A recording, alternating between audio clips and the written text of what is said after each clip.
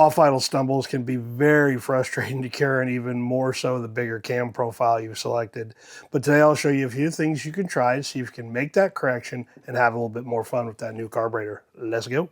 I'm going to try to cover this in no particular order, but there's a couple of things that you have to look at first before you even begin the tuning process. And let's talk about the big one first, and that's choosing the right size carburetor. Yes, you can run a carburetor that's too big. We proved that in the last two videos where we did put too big of a carburetor on the 350 on the GMC truck. Put an 800 CFM, a 950 CFM on there. It is way too big. The data shows that. It's not speculation. It's not guesswork. Power was down. It's easy to see. So take a look at that if you're confused about that, but make sure you get the right size carburetor. The other is the right type. Depending on what kind of carburetor you're using, you know, an old double pumper style carburetor might not be the best for the application. It may be a vacuum secondaries type carburetor, an AVS style carburetor. There's plenty of different types to choose from. So get the right carburetor for the application. Makes that problem a little bit easier to solve. Let's talk about aggressive profiles. So if you've got a really big camshaft that your buddy told you was the best one to run, and you've got a performer intake and maybe stock cylinder heads, you're going to be mismatched, and all that has a negative effect on the carburetor and how it operates. So get those things matched up. Components are so critical when you're trying to match up. It goes back to the old adage that engine performs best when the components are matched to work together, and it's no different here. So if you got a stock 289 with a performer RPM intake, you've already put yourself into a bad spot.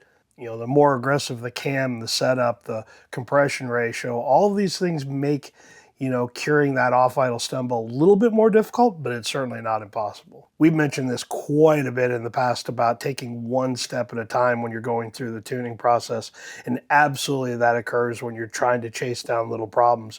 Don't try, you know, two or three different or four things or whatever at once, and then it acts worse or maybe the same, and then you're trying to figure out, okay, well, what change did I make that made it worse or whatever. So one step at a time, and then check to see if it worked. One of the biggest things that I always see is you've got the carburetor you want, it's the right size, but you've got other problems that are preventing it from happening. Vacuum leaks is probably the biggest one. If you have any vacuum leak that you've tried to ignore by adding more fuel with on the mixture screws, or trying to add more fuel on the jetting side of things, no matter how much you continue to fight that, it's always going to continue to cause you issues when you're trying to sort out that off-idle stumble. So you've got to relentlessly track that stuff down, make sure you've got no vacuum leaks, and then all of the basics: fuel system issues, floats, filters, pressure at the regulator, at what the carburetor's seeing. Very, very key pieces to this. So again, making sure that the throttle linkage is operating correctly, the fast idle cam isn't engaged at all.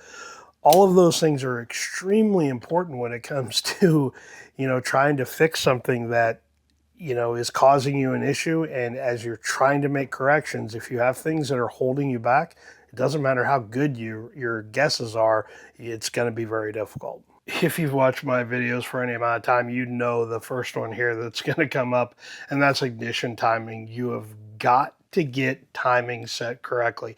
If you're running it at the factory 6 degrees before top dead center at the 1968 Chilton manual called for, it's not enough timing for today's fuel with today's ethanol in it. It just needs more timing. So absolutely don't assume because you put 8 degrees of timing before top dead center in the thing for initial that it's good enough. It's not. I've said this over and over again to tell you at least where I start. I'm down here closer to sea level. I put around 12 to start on just about everything. There's a few oddball applications that I don't start that aggressive, but 12 is where I start, 12 to 14. The GMC truck is currently sitting at 16 degrees before top dead center.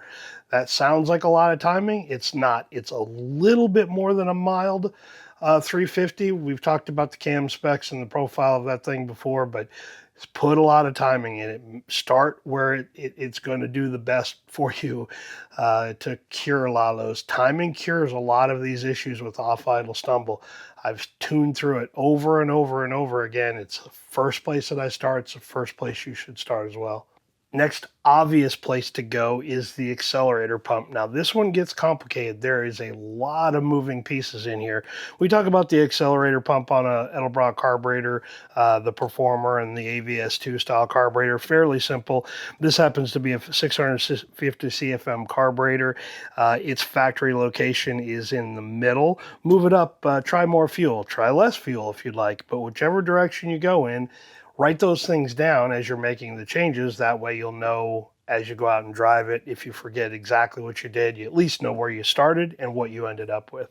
So add more fuel in it there. On the Holley style carburetor, or a 4150 style carburetor, gets a lot more complicated. You've got multiple things with that adjustment that you can play with.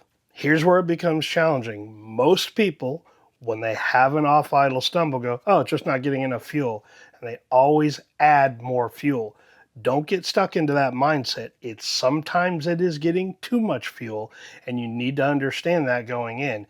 So as you make these changes and it gets worse, don't keep adding more fuel if it's getting worse. Start taking away. Don't let your ego dictate that, hey, it just needs more fuel and it'll be fine. It's not always the case. Now let's talk about the carburetor in 3 different ways on a Holley or a 4150 style carburetor. You've got the adjustment on the linkage rod, you've got the cam, and then you've got the nozzle in the top. Now, those 3 are very different things, and I will tell you the order that I go in. Obviously, make sure you get the accelerator pump adjusted correctly. Did a video on that several years ago now, show you how to do that. If you have any questions, go back and review that. We're not going to cover that here. Ones we're going to cover here, again, I'm going to do a separate video on pump cam selection because that one seems to be the most confusing, and then we'll go to nozzle as well too. Just keep this in mind. The pump controls how much, it controls the volume. The nozzle is the amount of time it takes to deliver that shot. By putting in a bigger nozzle number, you are not increasing the volume of that shot. All as you're doing, like I said, is changing the amount of time. So if you have a really small number like a 28 nozzle, it's going to take longer to deliver that time and that shot. If you are using a shorter or a bigger number, like a 37, 38, somewhere in there, that is just going to allow more fuel to come out quicker, but it's not going to increase the volume. Keep that in mind. It's very critical you understand that. Now, the accelerator pump system is to try to cure a lean condition. That's why that's there. On the Holley style carburetor or the Edelbrock style carburetor, exact same thing. That's what it's trying to do. Your job is to try to figure out how much and what time to deliver it. So we'll talk about cams really quickly here. We're not going to go into too much detail, but let's say you've got a fairly mild engine. That position 1 that cam is set in is typically the best place to be. If you've got a really aggressive cam that you're idling well over 1,000 RPM at idle, then yeah, it's probably going to be at number 2. That will slow or change that shot down to when it's being delivered, and that's all you're doing is timing. The cam is another one, though, that has a change that can change a little bit of the volume, because if it's a taller style cam, it will deliver a bigger shot of fuel. If you look at the profile of these cams, they're very different in how they're shaped, and what that does is it's going to change when, the time, and how much fuel that it will deliver.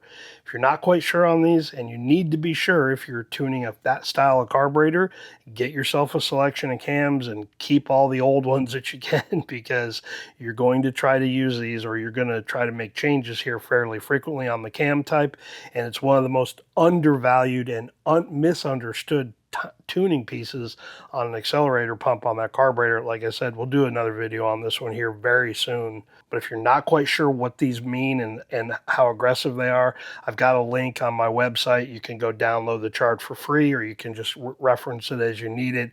But understanding the cam selection is a very, very critical piece. I'm almost certain we've covered this in another video, but it's a good reminder. When you talk about a 30cc pump, the Edelbrock volume is around 29 cc's on the accelerator pump, but we'll just talk about the 30cc or the 50cc that's on the bigger race carburetors from Holley. Keep in mind that when that pump actuates and you get a full rotation or a full actuation of that lever rod there, you are not delivering 30 cc's of fuel into the engine. That is a measurement, 30 cc's, of 10 times actuating that rod and that pump to get that 30 cc's. It is how it is measured. Same with the Edelbrock, absolutely the same. So you're delivering a fairly small amount of fuel. So just keep in mind, you're only delivering about 3 cc's of fuel every time you hit that shot. Not a lot, but it's something you just need to be understanding of. Now, when you're talking about accelerator pumps, you've got two on a double pumper, one on the front, one on the rear. And as you roll into it, this is a progressive style linkage. It only is moving the primary side. It doesn't actuate the secondary side, but if you run a one-to-one linkage where they both operate at the exact same time, just keep in mind that you have to tune the accelerator pumps simultaneously. On this style carburetor or this style linkage, you are actuating just the primaries before the secondaries roll in, and that's why just understanding that you've got different events occurring here. Don't try to tune both at the same time if you're on a progressive linkage. Nozzles seem to be the most another really misunderstood one. I don't know if it's the most, but sure feels like it a lot of times. Again, remember, that's a measurement of time, not volume. But absolutely, it's more common to tune these on the Holley for whatever reason. You don't get into that very often on the Edelbrock style carburetor, but it's certainly there. You can buy all those nozzles separately. Certainly the Holley ones, there's plenty of different options there on sizes there to determine how quick or how slow that shot is delivered. But it's one way to help cure a little bit of that. If you've tried to change the nozzle, you've tried to change the cam and it's getting a little bit better, it may be a nozzle change to help you eliminate that off-idle stumble. Power valves on a 4150 or 4160 style carburetor are very important as well too. If you selected the wrong style power valve or the wrong opening rate on it, you're going to potentially either too late or too soon, and it will deliver that shot of fuel. We looked at that or tried that on, we're trying to tune the, I believe the 950 CFM carburetor on the small block, where we're trying to play with when it was delivered to try to cure some lean spots. But keep that in mind. If you are getting that stumble, sometimes changing that power valve to actually dial it in when you need it can be an easy little trick. The Holley is way more sensitive on transfer slots than the Edelbrock is, but certainly it comes into play in both, and you need to realize this or set up the carburetor correctly. Now, the common methodology on the Holley, it works every time, is to square up the transfer slots, meaning that the throttle plate is open just enough that is starting to pull fuel through the transfer slot at idle. What this does is, as you snap the throttle open and you try to go through that from that transition of idle to up to 30, 40, 50 miles per hour, and you're just kind of rolling into the throttle really aggressively, the Holley or this style carburetor really needs the fuel to already be starting to flow through the transfer slot before it gets into the main metering system. So making sure that you have that squared, is what we call it, is a very critical piece to that. Like I said, the Edelbrocks are less incumbent on that, but certainly, the way I set the transfer slots on a Edelbrock carburetor are much different. 100% of the time I will square it on a Holley, whether it's a double pumper style carburetor, whether it's other 4160 style carburetor. It's pretty universal. It's always a really good place to start. Last little tip is the secondaries. Now, that seems kind of weird when you're talking about an off-idle stumble of why you would even look at the secondaries, but these are spring operated. It changes when the secondary opens up and starts to begin trying to meter fuel through the secondary metering system. That is a big part of it. If you have the wrong spring or the wrong time that's coming in, Certainly the same on the Edelbrock style carburetor when you're talking about the AVS2, where the air door is accessible, or excuse me, adjustable to when that comes in. If you are trying to meter fuel through that secondary too quick, it can create that off idle stumble. Some people will call it an off idle stumble. It just really is a low RPM stumble, where if you're activating that much quicker than it's supposed to be, it will have that issue. So don't eliminate that. If you've tried everything else but you haven't touched the spring setting, or when that secondary is coming in on a 4160 style carburetor and you haven't touched this on the AVS2, might be a good place to look. Any one of those things that we mentioned can help you cure that off idle stumble, but absolutely stick with timing first, then start playing with the pump, and then start looking at all those other little different things. Very, very critical pieces. It's not about saying, well, to cure off idle stumble, it's always the accelerator pump. No, it's not. Sometimes it is. A majority of the time it is. But certainly you can get yourself into trouble if you ignore all those other things. Ignition, timing. If you don't take anything away from any of these videos that I do on tuning, please, please, please look at ignition timing. You'd be amazed at how much that cures a lot of these problems. And sometimes you can have too much. If you're at 18 degrees or 20 degrees before top dead center and you're running full manifold vacuum on a carburetor and you're still getting that stumble, you may be having a little bit too much timing in there, depending on the elevation that you're operating at and the combination of the pieces of the engine. So don't think that it's always you just need to add a ton of timing and it'll cure it.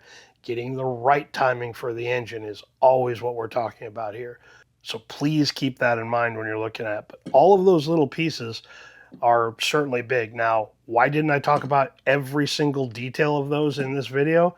This would be an hour and a half long video. People complain that these are 20 minutes long and all the time and whatever. So they're broken down. I will link a bunch of these. If you just search the channel on the carburetor tuning side, you'll find a lot of these. There's a few of them that I haven't done yet. I'm going to get really hot and heavy on the cam side of things here very quickly. That's a really good one. Again, I believe that's an underutilized or misunderstood part of carburetor tuning, and it's very, very helpful, obviously, because you're talking about the time and the amount of fuel that it's delivering. So we'll cover that in a separate video for sure. You got a stumble issue you're trying to correct and you're not quite sure how to do it, give the video a watch. Hopefully there's something in there that helps you out. If you tried all of those things or you just want to talk about, leave it a comment down below. Please, I always enjoy whether you leave a thumbs up or even a thumbs down. Doesn't matter either way. YouTube loves it when you do that. Helps the video get more engagement and helps promote it a little bit. Helps out the channel quite a bit too when you do that. So always leave a comment, leave me a thumbs up, and if you haven't subscribed to the channel yet, always appreciate that as well.